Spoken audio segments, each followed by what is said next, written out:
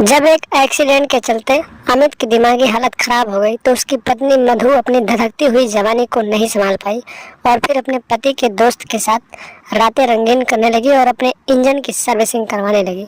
नमस्कार दोस्तों, स्वागत है आप सभी का हमारे एशियन क्राइम अफेयर चैनल में।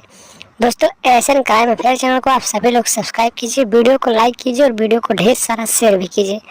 दोस्तों, चढ़ती जवानी और तड़पती हुई हवस की ये कहानी उत्तर प्रदेश के कानपुर से सामने आई है, जहां पर एक अमित नाम का व्यक्ति रहता था जिसकी शादी को हुए लगभग 4 साल हो गए थे। उसके पास एक बेटा था जिसका नाम रोहन था। अमित पैसे कमाता था और अपनी पत्नी और अपने बच्चों का देख रेख करता था। एक बिजनेस के सिलसिले में कहीं दूर जा रहा था एक दिन, और फिर अचानक रास्ते में उसका एक्सीडेंट हो गया। और जब अमित की एक्सीडेंट हो गई तो फिर उसकी दिमागी हालत खराब हो गई। और जब उसका दिमागी हालत खराब हो गया तो कहीं ना कहीं वो कम समझ पा रहा था और अपना घर भी कभी कभी भूल जाता था। अमित का एक दोस्त भी था जिसका नाम दीपक था, और दीपक भी अक्सर अमित के घर आता जाता रहता था। और जब दीपक ने देखा कि उसके दोस्त अमित का एक्सीडेंट हो गया और उसकी दिमागी हालत खराब हो गई तो वो उसकी मदद करने लगा। और जब दीपक उसकी मदद करने लगा तो मदद करते करते दीपक अमित की पत्नी मधु के करीब आने लगा। और जब मधु के करीब आने लगा तो मधु भी अपनी धधकती हुई जवानी को नहीं संभाल पाई और फिर अपने पति के दोस्त दीपक के बाहों में कब चली गई पता ही नहीं चला, और दोनों के बीच नाजायज रिश्ते बनने लगे। और इस बात की जानकारी किसी को नहीं थी।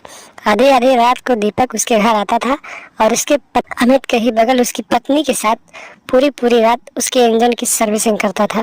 कभी कभी अमित का भी दिमाग काम करने लगता था और वो समझने लगता था कि आखिर क्या हो रहा है। एक दिन की बात है, रात के करीब 12 बज रहे थे।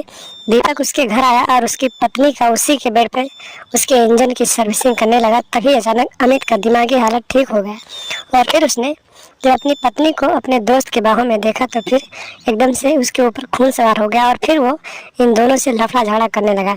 और देखते ही देखते दीपक को जब समझ में आया कि अमित की दिमागी हालत ठीक हो गई है तो फिर उसने उसकी पत्नी को बताया कि तुम्हारा पति ठीक हो गया है और हम दोनों के प्यार के बीच में पड़ जाएगा। उसके बाद दीपक ने अमित की पत्नी मधु के साथ मिलकर अमित का ही काम तमाम कर दिया और फिर आधी रात को ही फरार हो गया। तो दोस्तों, सावधान रहें, सतर्क रहें और ऐसे लोगों से दूरी बना कर रखें जो आपके आसपास ऐसे अपराधी मानसिकता रखते हैं। कहीं ना कहीं उनको अपने घर ना आने दें, वरना आपके साथ भी अमित की तरह हो सकता है। तो दोस्तों, सावधान रहें, सतर्क रहें, अपना और अपनों का ख्याल रखें और लगातार हमारे साथ बने रहें। हमारे चैनल को सब्सक्राइब कर लें और हमेशा देखते रहें एशियन क्राइम अफेयर।